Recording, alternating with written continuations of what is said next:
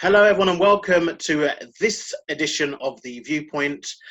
We are talking about, of course, the biggest party of the summer. Whoop, whoop, whoop. Talking about the SummerSlam. You'll never see it coming. Although we will, because it's on the WWE Network. So it really worked out. Interesting pay-per-view. I'm joined, I don't know if people have already seen, the NXT TakeOver 30 predictions. Please watch that. I'm joined again by the co-host for this week, Vinny Daniels, as Jazzy Josh is on holiday. Vinny Daniels, we need a fact. Any fact? What are you going to give us?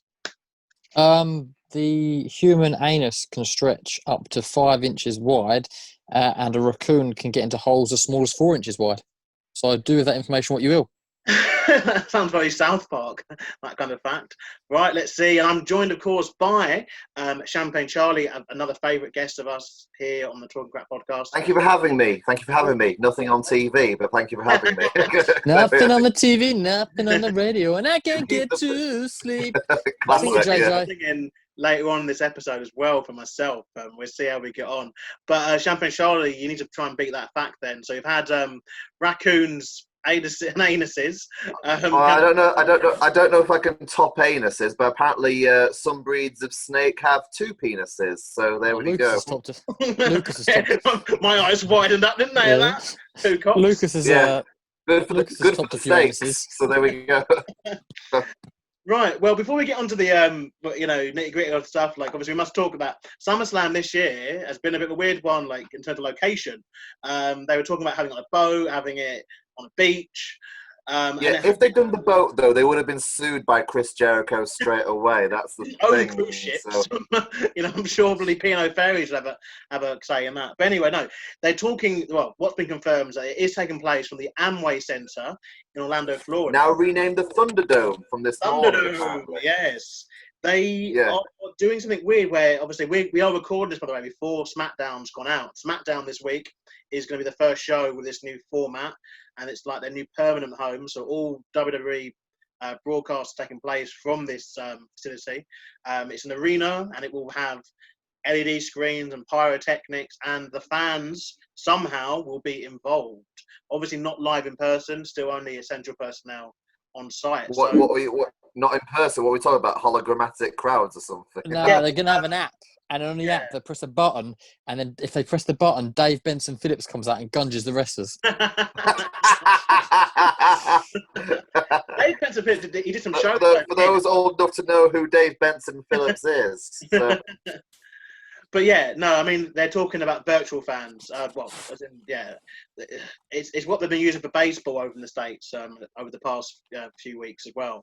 And obviously, with SmackDown being on Fox, that most likely is what they've got the technology from. But it's work in progress. I've been meaning to ask something about WWE, WWE being owned by Fox. Fox, is owned by Disney. Does that technically mean that some of the WWE superstars are Disney princesses now or something? Yeah.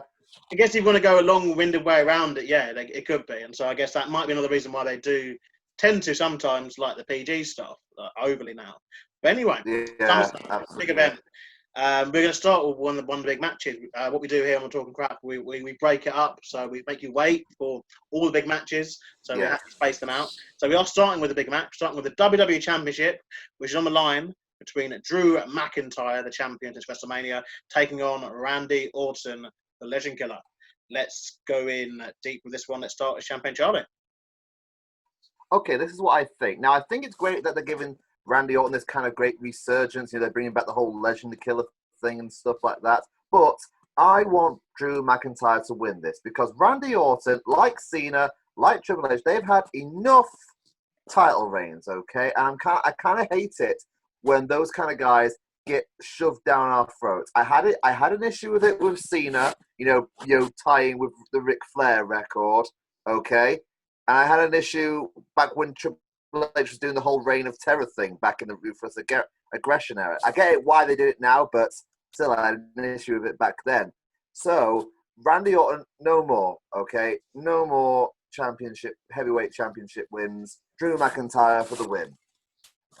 Okay, you're very all in with Drew there. So, Vinny, what do you think? Yeah. I'm going with the apex predator, Randy Orton.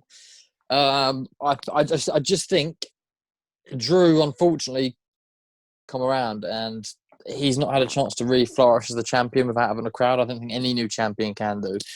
And I think there needs someone, let's be honest, without a crowd to keep an interest from outsiders. You know, obviously, Smarky fans will like Drew, of course, but casual fans know who Randy Orton is. I think they need to really capitalise on that. So I think they'll put it on someone like Orton, who, like JJ said, is having a resurgence. I'm not saying that's the end of Project Drew. I think maybe when fans are allowed back, they might, have another go on him. But I just think it's been impossible for him to work as the champion with no crowd. So I think it'll be Randall Keith Orton. Yeah, I've gone for Orton too.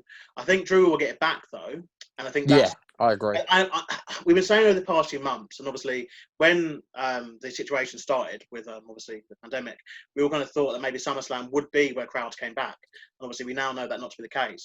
I do think there is like a list of moments they are saving for when crowds come back.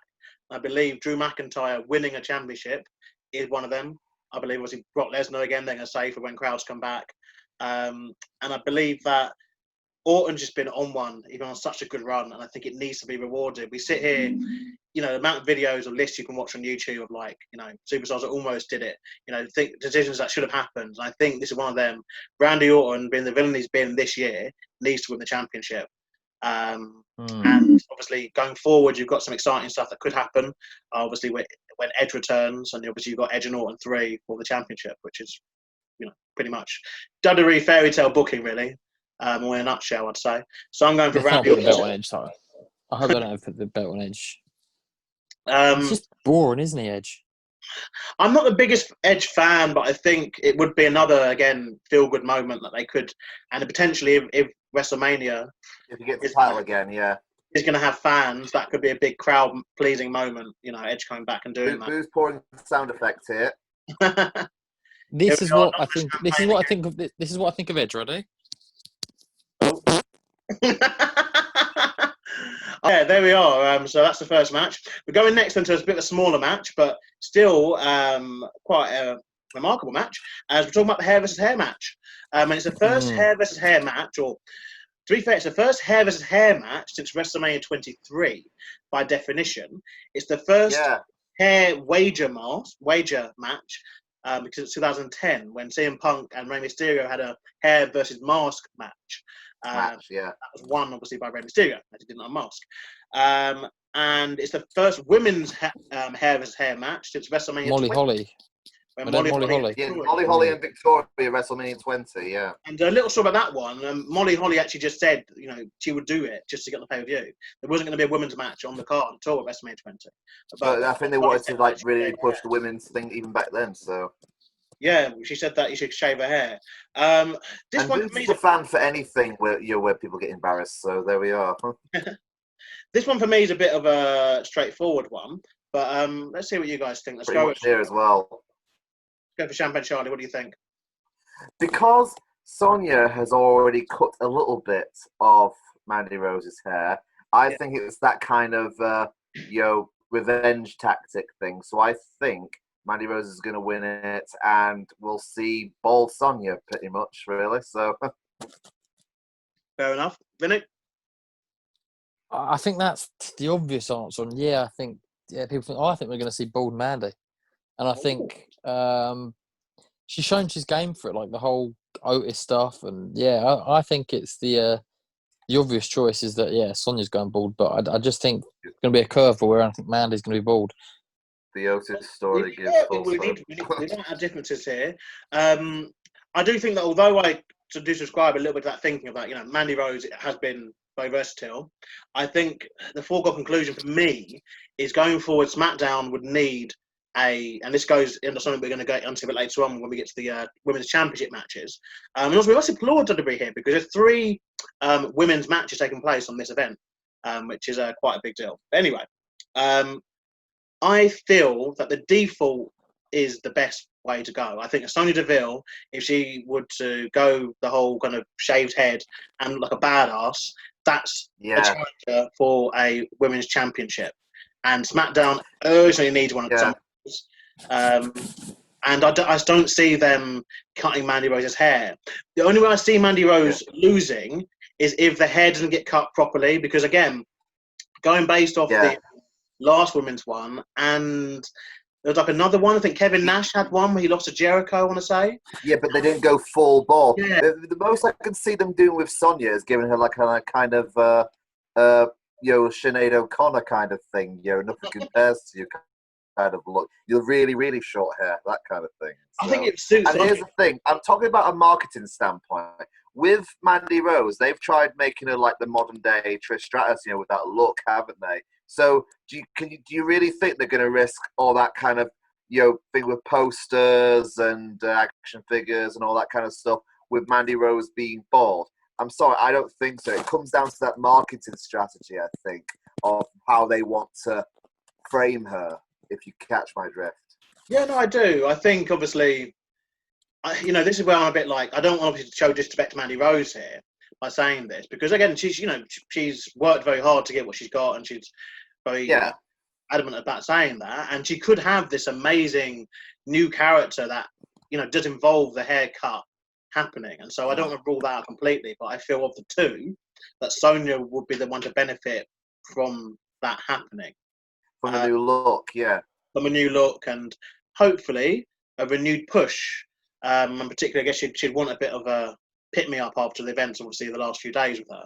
So, having this coming in the future could be handy for us. So, yeah, there we are. We've split with that one too then. So, right, now we go to the United States Championship, which is... Hold on. I have a question on that one. Yeah. What happens to Sonya in the end? Well, she maybe loses her hair by the looks of this.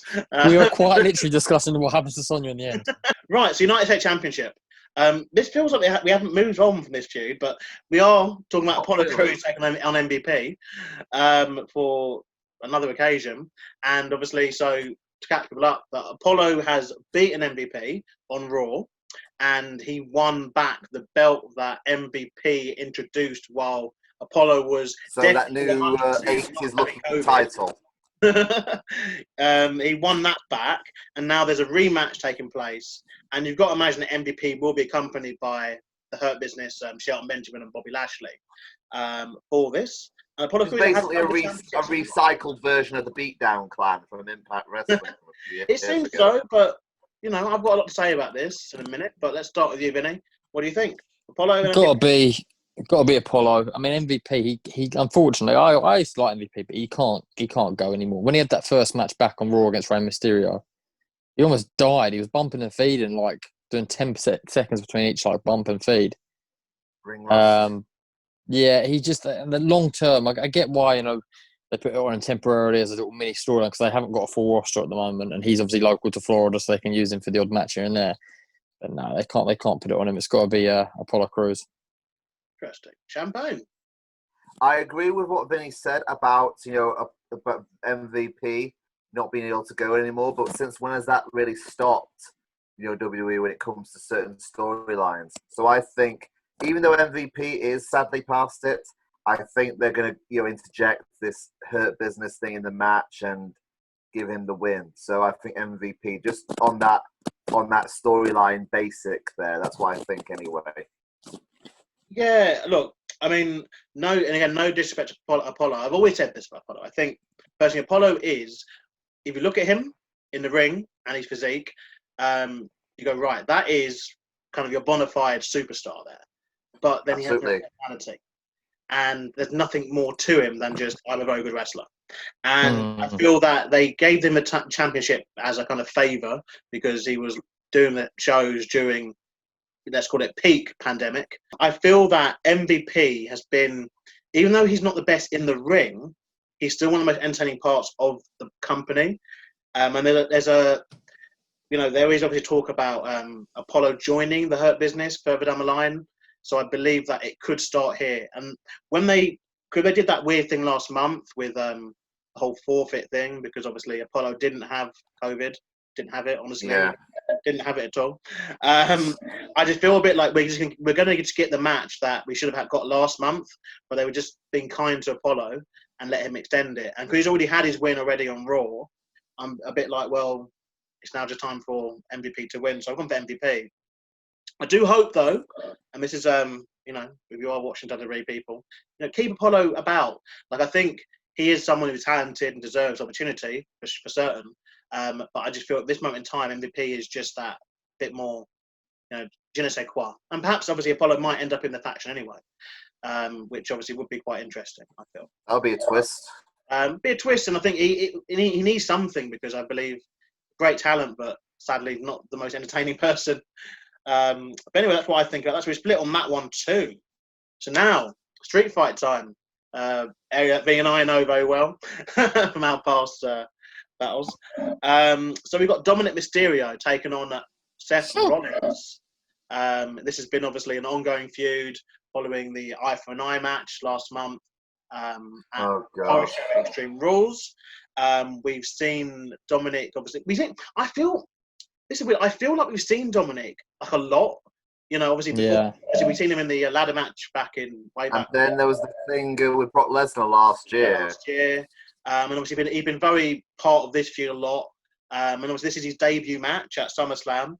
And we've seen bits of him do things. He's done the 619, the Frog Splash.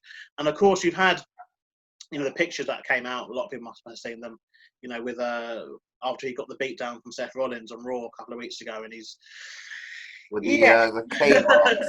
30-something kendo stick shots, which, you know, I felt... Front and back. Yeah, front and back. And just... Front and back. You know, just cane off the cane being broken over him, which obviously is very rare we see that level of aggression outside of Brock Lesnar, really, in a WWE kind of environment, at least. Yeah. You know, obviously, I think, again, to be fair, it was Brock Lesnar who roughed him up last year, wasn't it? You know, with suplexes and throwing about the ring. But and having Cain Velasquez F5'd on top of him as well. So which must have hurt a bit. So yeah, here we go then. Dominic Mysterio, debut match against Seth Rollins. These Bond villain guys. We assume that Murphy will be about. Lord knows what's happened to Austin. Austin Aries, Austin Theory. And the authors of Pain. The AOP are injured. One of them's injured. So we know that's the reason we're there. But Austin Theory just kind of like disappeared. And so I don't know where he is, which is weird because he's on WrestleMania, which is, mind you, it's a weird year this year. Here we go then. Let's start then. Charlie, who do you think? Dominic or Seth? Here's the thing. Everyone's going to think this is a great story of making it to the big time for Dominic Mysterio, with a win over Seth Rollins and revenge for the father, that kind of thing. But you cannot have a young man with his first match, who's in my opinion, I respect to him and Rey Mysterio, but he's a glorified rookie, okay? And you cannot have someone come in and beat someone of that caliber straight away. So for that reason alone, Seth Rollins the win. Fair enough. Vinny? Yeah, like what Jay just... Is Dominic Mysterio even signed? What's his deal? Like, is he got a contract? He signed now, yeah. He signed now. They did the kayfabe signing on Raw a couple weeks back, where he signed his contract to become a WWE superstar. And he has been trained at the PC before that. He's real contract. Why is he not in NXT? Like, what? Just because I know he's Rey Mysterio's son, but he's just a chubby little kid. Like, at the end of the day, let's be real. Yeah, no way in hell is he beating Rollins. Never, ever. Yeah, I flip-flop with this one because I feel that this again is where the unless he brings a gun. Where the no crown thing for me is apparent because I feel that if there was a crowd, I think they would have put Dom over. I think it's a good feel-good moment, and especially if Rey Mysterio is going to come back and get involved, which I believe he probably will, because let's be honest, people got thrown off the roof at Man in the Bank and came back the next week on Raw. So, and AJ Styles came back from being, buried alive. So I think it would be a crowd-pleasing moment, but I'm going to go with Rollins to win this one. And a clean sweep with that one, really. So yeah. Like I said, before I spoke, I kind of thought maybe the other way, but I'm not too sure. Will Dominic be wearing a mask? That's what I think he will. If he's making his ring debut and it's proper first official match, I think he'll wear a mask.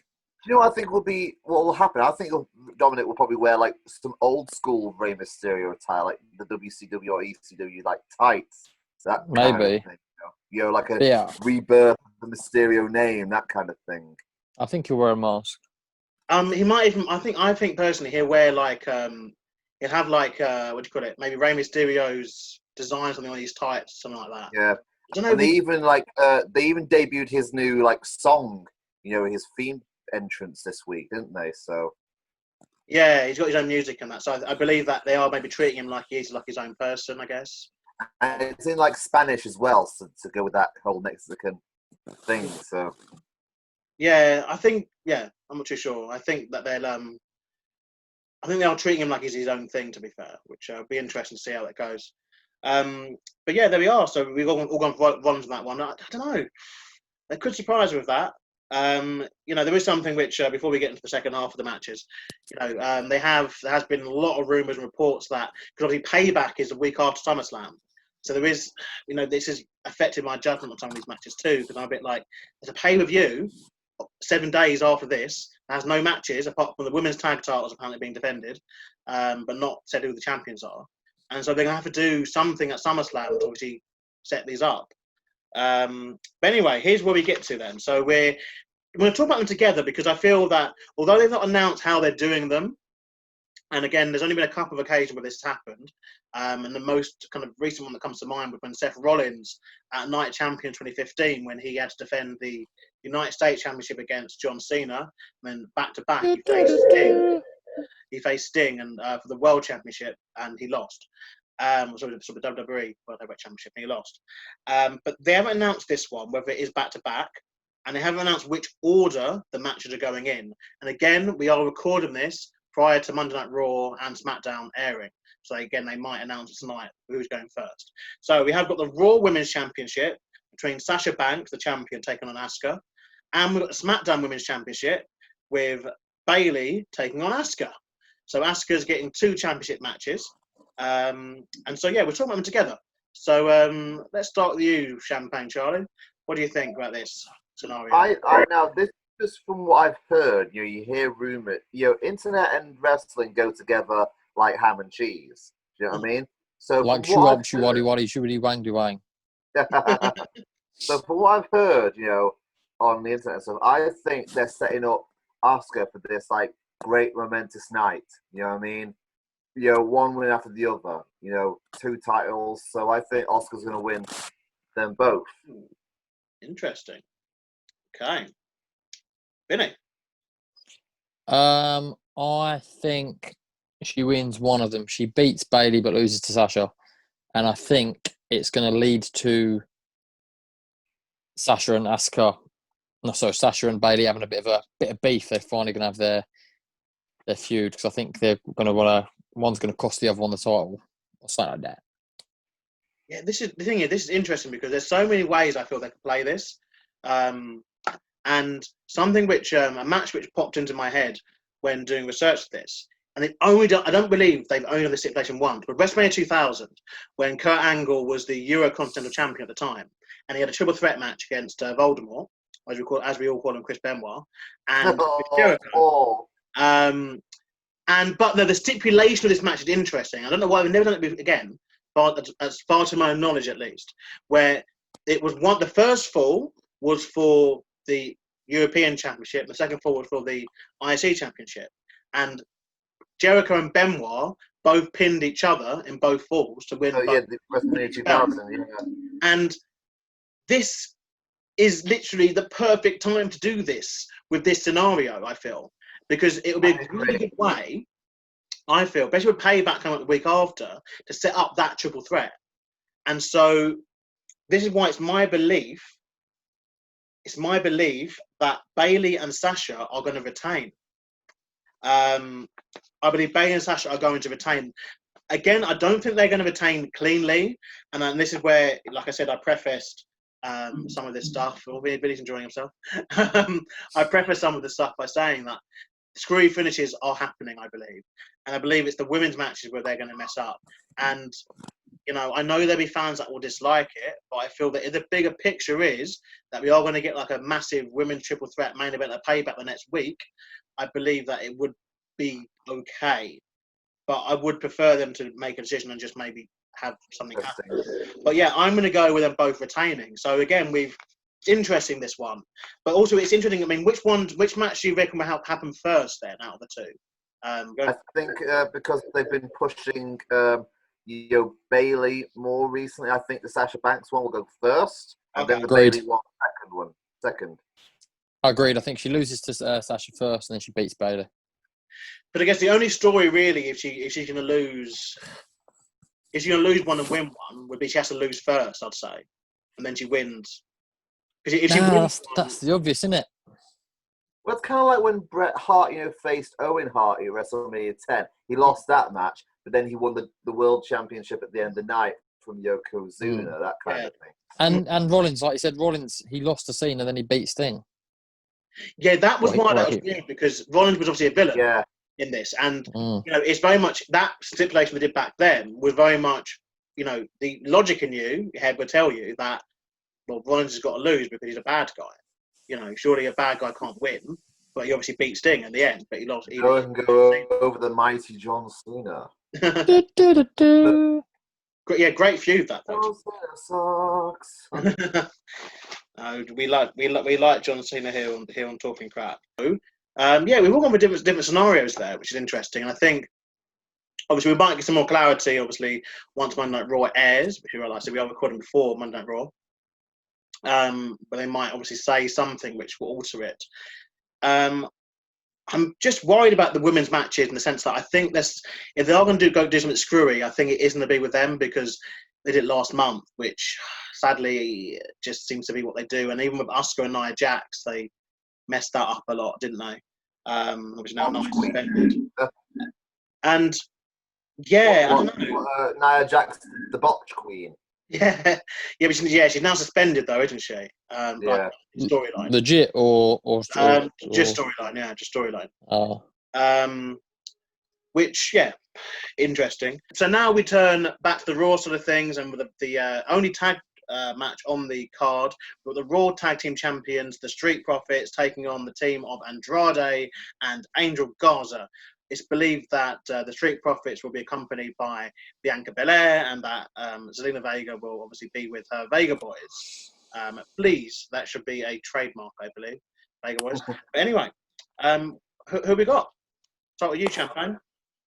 Well, I'm a big fan of the Street Profits. I really am. I like what they're doing, and I think they're really good champions. But the amount of times I've seen teams just put together, especially because of their nationality, Garza and Andrade being Mexicans, just thrown together, it wouldn't surprise me if they put the straps on them at some point. So, for that reason, I think they're going to give it to Andrade and Angel Garza. Fair enough. I mean, to give them credit, they've been teaming since just before Mania time, haven't they? And they're part of a faction. So I'd argue they're not really thrown together, but I see where you're going with that. Vinny? I think the Profits, I think they're over. They've got a good little gimmick going. Bianca Belair's newly with them now on the main roster. I don't really see there's nothing really they can do with the tag division at the moment. There's not a lot going on. New Day are sort of not on the scene.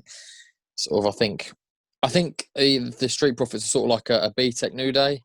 And while New Day aren't there, it's like, okay, we'll use you can have that spot as the sort of happy-go-lucky fun tag team. So they'll keep the belts on them, and then they'll get pushed back down the card when New Day come back. Yeah, I mean, there was New Day on the SmackDown sort of things anyway, which obviously would, I guess, we'll come into it. I think, I think Street Profits have got this.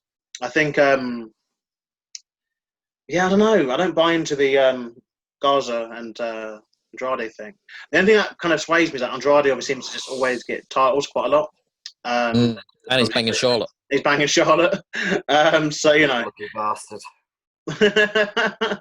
So, that could be it. But anyway, main event time. I believe. Imagine having Ric Flair as your possible soon-to-be father-in-law. Honestly, he'd probably outdo you. Weird. He'd probably outdo you at the stag do. So. Yeah, God, it's such a weird thing that could happen. I guess they are together still. Anyway, what I believe might be the main event, I'm not too sure. I flip-flop between this and the WWE Championship, but I believe they might put this one on last because it closed the horror show last month, and it's the Universal Championship. We've got Braun Strowman taking on the Fiend Bray Wyatt. So it is the Fiend. It's not Bray. It's not Dreadlocks. It's not whatever. It is the Fiend. And we've got obviously Alexa Bliss. They've shown on SmackDown the past couple of weeks. She's involved in this world somehow. They haven't given it a stipulation or anything, but I'm assuming there'll be some cinematic elements to it. I'm assuming because it is the Fiend. But anyway, let's go around the room then. Let's start with you, Vinny. What do you think? I'm going to go with the Fiend. I think, again, similar to what I was saying earlier about Drew, I think it's not been the right time for the Braun to really have a proper title reign and whatnot. I think maybe they'll try Project Braun again, even though they should have done it probably 2 years ago. But it's the kind of thing he needs sort of, I think, fans to really get going and get momentum. Whereas Bray doesn't need that, or the Fiend doesn't. So I'll go with the Fiend, Bray Wyatt. It's also of note that the Fiend debuted at SummerSlam last year, didn't he? Against Finn Balor. So I know they like things like this. Like last year he debuted, this year he becomes a champion potentially. You know, his reign was kind of cut short, wasn't it, because of a certain Goldberg. Goldberg. You know, Champagne. What do you think? Well, first off, I need a bit of clarification here. Who is supposed to be the heel and face in this? Because after what happened this past Friday with the whole Braun Strowman lifting Alexa Bliss up in the air and stuff, I'm confused as to who's supposed to be in which camp here. My take on it, Charlie, is that Braun is not himself. He's acting the way he's acting because of the Fiend. So, therefore, the Fiend is still the bad guy that we should boo and dislike, but Braun has obviously been doing bad actions because he's been controlling it, and he's obsessed with the Fiend, obviously. Okay, so with that being said, I think Braun will make a mistake then because he's allowed the Fiend to get into his head. So, as Vinny said, I think the Fiend will take advantage of getting inside Braun's head. We can't rule out Alexa Bliss coming and getting involved, maybe siding with Bray. But then they could counteract that. The little fucking 10-year-old that Braun was tag team champion with, maybe he comes back. Just throwing it out there. And they remember when Bray had the whole choir of young boys, scares John Cena back into the steel cage a few years back. I'm going for Braun. I think because they're doing the 3 thing where obviously Braun beat him at Money in the Bank, and then the Fiend, Bray technically won the Swamp Fight. And I think with the Fiend that they'd have to then build someone else up to beat him. And Braun's kind of like the only person to do that. The kind of span in the works here is if Roman Reigns is returning soon, I'd argue, because I'd argue that Reigns versus the Fiend would be something that they'd want to do quite soon. But again, is that something they're waiting for crowds? I mean, Reigns, does he need to return this year even if there's not going to be crowds? Like Reigns, I feel that if he was to return around the WrestleMania season with a crowd, and people might be a bit more receptive of that, but if he returned without a crowd, it's such a big name to return without a crowd. But yeah, I'll go with Braun. I think they might just hold on a bit longer, and because I'm thinking that this might be the main event, it's the whole even though we're virtual, send the virtual fans home happy. With Braun, but it's an interesting story, this, and like with the whole everything going on with Alexa Bliss. Also worth of note that Nikki Cross, she's also been obviously she got the kind of beef with Alexa Bliss, and also beef with Bayley still, which again could come into the Raw and SmackDown Women's Championship matches. So there's a lot kind of at stake here. But anyway, there we have it. We have our 8 predictions for SummerSlam. We've gone for some differences on some of the matches. We'll end this by asking you first, Vinny. What match are you looking forward to the most at SummerSlam this weekend? I am looking forward to the most probably Randy Orton versus Drew. Yeah, I think it'll be a good match. I think it'll be a very good match. It'll be paced. It'll probably go on. It'll probably be a 20-25 minute match, but it'll be good. It'll be a good match. Yeah, I think that's like the wrestling match kind of. Yeah. I agree. I'm looking forward to that one as well, out of everything else, really. Yeah, I mean, I'm looking forward to seeing how that. The thing is, with me, it's more how they do things. I'm interested with the women's championship matches, how they do it, like who goes on first, are they back to back? You know, there is that, and obviously, if one of them, and I think the women could do really well, like if they book it right. But I get a feeling the women are getting the dodgy finishes just because it's such a weird kind of scenario that they're doing.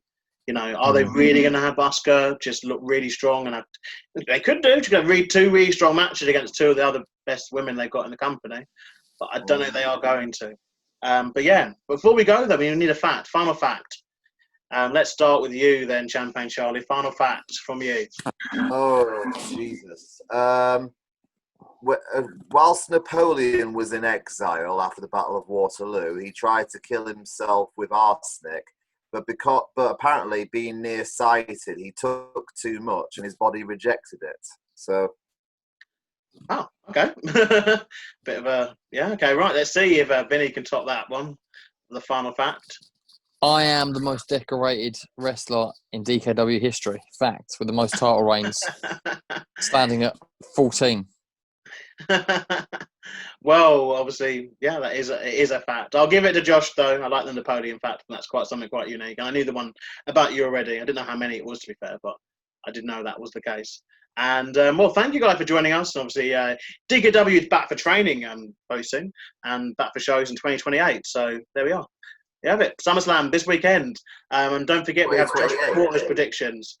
Josh Porter predictions at the end of this video. I can't wait for the Summerfest. Summerfest. Yeah, you'll never see it coming. But anyway, like, share, and subscribe. And we shall see you hopefully next week for the payback predictions if they decide to announce matches to it. That'll be interesting. Anyway, until then, I've been Lucas Chats, my life coach, joined by Vinny Daniels and Champagne Charlie. Thank you. Good night. Goodbye. Yeah. Hey, what's up, guys? It is Jazzy Josh here from the Talking Crap podcast. I'm here to give my predictions for SummerSlam 2020. As you can see, I'm in Mersey Island again. First up, we have the Street Profits versus Andrade and Angel Garza for the Raw Tag Team titles. For this one, I'm going to have to go with the current Raw Tag Team champions, the Street Profits, simply because I see Angel Garza and Andrade splitting up very soon and potentially feuding against one another. Next up, it's Drew McIntyre versus Randy Orton for the WWE Championship.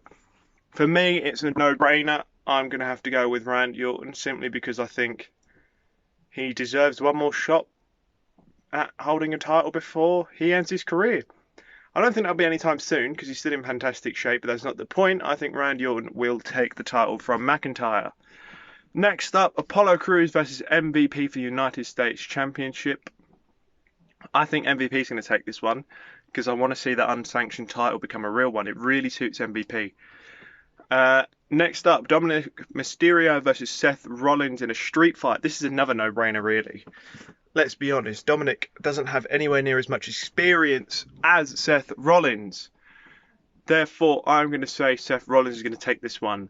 Next up, Sasha Banks versus Asuka for the Raw Women's Championship. I'm going to go Asuka because she is the best in the world at what she does.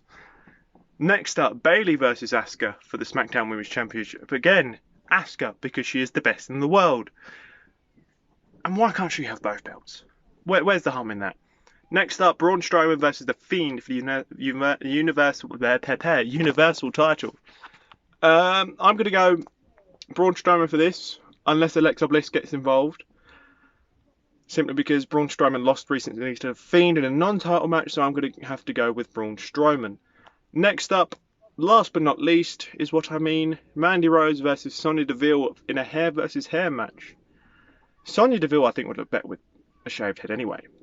But not on that basis. I'm going to go with Mandy Rose. Just because it's Mandy Rose. Well, that's it from me. I'll see you in the next video. Take it easy.